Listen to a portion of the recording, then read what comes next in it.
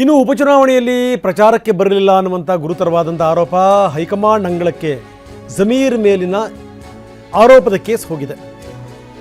CM ಅವರು ಹೇಳಿದ್ದಾರೆ, high command ಹತ್ರ ಸರಿಯಾದ ರೀತಿಯಲ್ಲಿ ಸಮರ್ಥನೆ ಮಾಡ್ಕೋಬೇಕು ನೀವು ಅಂತ ಹೇಳಿದ್ದಾರೆ.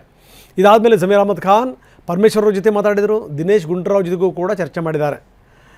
ಮುಂದಿನ ದಿನಗಳಲ್ಲಿ ಏನಾದರೂ ರಿಸಲ್ಟ್ ಆಚೆ ಈಚೆ ಆಯಿತು ಅಂತಂದರೆ ಅದು ಜಮೀರ್ ತಲೆಗೂ ಬರುವಂಥದ್ದು ನಿಶ್ಚಿತ ಅಂತ ಅನಿಸ್ತಾ ಇದೆ, ಯಾಕೋ ಮೇಲ್ನೋಟಕ್ಕೆ ನೋಡಿದಾಗ.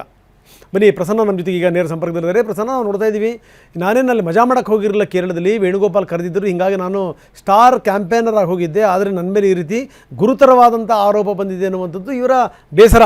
ಆದರೆ ಒಂದು ಮಾತು ಮಾತ್ರ ನಿಜ, ಏನು ಅಂತಂದರೆ ಇದು ಯಾಕೋ ಭಾಳ ಸೀರಿಯಸ್ ಆಗ್ತಾ ಇದೆ. ಇದು ಜೊತೆಗೇನು ಅಂದರೆ ಇಬ್ಬರ ತಲೆದಂಡದ ಜೊತೆಗೆ ಮುಂದಿನ ದಿನಗಳಲ್ಲಿ ಇವರ ತಲೆದಂಡ ಆದರೂ ಕೂಡ ಅಚ್ಚರಿ ಇಲ್ಲ ಅನ್ನುವಂಥ ಮಾತುಗಳು ಕೇಳಿ ಬರ್ತಾ ಇದೆ. ಏನು ನಡೀತಾ ಇದೆ? ರಂಗನಾಥ್, ರಾಜಕಾರಣದಲ್ಲಿ ಒಂದು ಹೆಜ್ಜೆ ಆಚೀಚೆ ಆದರೂ ಕೂಡ ಏನೆಲ್ಲ ಎಡವಟ್ಟಾಗಬಹುದು ಅನ್ನೋಂಥದ್ದಕ್ಕೆ ದಾವಣಗೆರೆ ದಕ್ಷಿಣ ವಿಧಾನಸಭಾ ಕ್ಷೇತ್ರದ ವಿಚಾರದಲ್ಲಿ ಬಹಳಷ್ಟು ಬೆಳವಣಿಗೆಗಳು ಆಗ್ತಾ ಇದ್ದಾವೆ. ಅದು ಮತ್ತು ಬಹಳ ತೀವ್ರ ಸ್ವರೂಪವನ್ನು, ಬಹಳ ಗಂಭೀರತೆಯನ್ನು ಪಡೆದುಕೊಳ್ತಾ ಇದೆ. ಇದು ಕೇವಲ ಅಬ್ದುಲ್ ಜಬ್ಬಾರ್ ಮತ್ತು ನಜೀರ್ ಅಹಮದ್ ಇಬ್ಬರ ತಲೆದಂಡಕ್ಕೆ ಮಾತ್ರ ಸೀಮಿತ ಆದಂತೆ ಕಾಣಿಸ್ತಾ ಇಲ್ಲ. ಸಚಿವ ಜಮೀರ್ ಅಹಮದ್ ಖಾನ್ ಅವರ ಸ್ಥಾನಕ್ಕೂ ಕೂಡ ದೊಡ್ಡ ಮಟ್ಟಿಗಿನ ಕುತ್ತು ಬರುವಂತಹ ಸಾಧ್ಯತೆಗಳು ನಡೀತಾ ಇರುವಂಥದ್ದು. ಇದೇ ಕಾರಣಕ್ಕೋಸ್ಕರ ಇದೀಗ ಈ ವಿಷಯ ಕೇವಲ ಬೆಂಗಳೂರಿಗೆ ಸೀಮಿತ ಆಗದೇನೆ ಹೈಕಮಾಂಡ್ ಮಟ್ಟಕ್ಕೆ ತಲುಪಿದೆ, ದೆಹಲಿ ಅಂಗಳವನ್ನು ತಲುಪಿದೆ.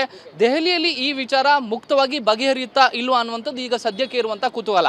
ಯಾಕೆಂದರೆ ಜಮೀರ್ ಅಹಮದ್ ಖಾನ್ ಅವರು ದಾವಣಗೆರೆ ದಕ್ಷಿಣ ವಿಧಾನಸಭಾ ಕ್ಷೇತ್ರದ ಚುನಾವಣಾ ಪ್ರಚಾರದಲ್ಲಿ ಭಾಗಿಯಾಗಲಿಲ್ಲ. ಆದರೆ ಅವರು ಕೇರಳದಲ್ಲಿ ತಮ್ಮನ್ನು ಪೂರ್ಣ ಪ್ರಮಾಣದಲ್ಲಿ ತೊಡಗಿಸಿಕೊಂಡಿದ್ರು ಅನ್ನುವಂಥದ್ದು ಸ್ವಲ್ಪ ಮಟ್ಟಿಗೆ ಅವರಿಗೆ ಒಂದು ಶೀಲ್ಡ್ ರೀತಿಯಲ್ಲಿ ಕೆಲಸ ಮಾಡುವಂಥ ಸಾಧ್ಯತೆಗಳಿದ್ದಾವೆ. KC ವೇಣುಗೋಪಾಲ್ ಜೊತೆಗೆ ಅವರು 1-to-1 ಮಾತುಕತೆಯನ್ನು ನಡೆಸಿದರು. ಕೇರಳದಲ್ಲಿ KC ವೇಣುಗೋಪಾಲ್ ಅವರು ಹೇಳಿದ ಕಾರಣಕ್ಕೋಸ್ಕರ ಸುಮಾರು 7 ವಿಧಾನಸಭಾ ಕ್ಷೇತ್ರದ ಜವಾಬ್ದಾರಿಯನ್ನು ಹೊತ್ತು ಅಲ್ಲಿಯೇ ಕೆಲಸವನ್ನು ಮಾಡಿದರು. ಈ ಒಂದು ಅಂಶ ಸ್ವಲ್ಪ ಮಟ್ಟಿಗೆ ಜಮೀರ್ ಅಹಮದ್ ಖಾನ್ ಅವರಿಗೆ ಸ್ವಲ್ಪ ಮಟ್ಟಿಗೆ ಶೀಲ್ಡ್ ರೀತಿಯಲ್ಲಿ ಕೆಲಸ ಮಾಡಬಹುದು.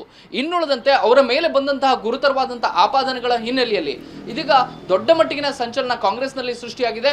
ಇದರ ಪರಿಣಾಮಗಳು ಬೇರೆ ಬೇರೆ ರೀತಿಯ ಸ್ವರೂಪವನ್ನು ಪಡೆದುಕೊಳ್ಳುವಂತಹ ಸಾಧ್ಯತೆ ದಟ್ಟವಾಗಿ ಕಾಣಿಸ್ತಾ ಇದೆ. ರಂಗನಾಥ, ಓಕೆ, ಧನ್ಯವಾದ ತಮ್ಮೆಲ್ಲ ಮಾಹಿತಿಗೆ.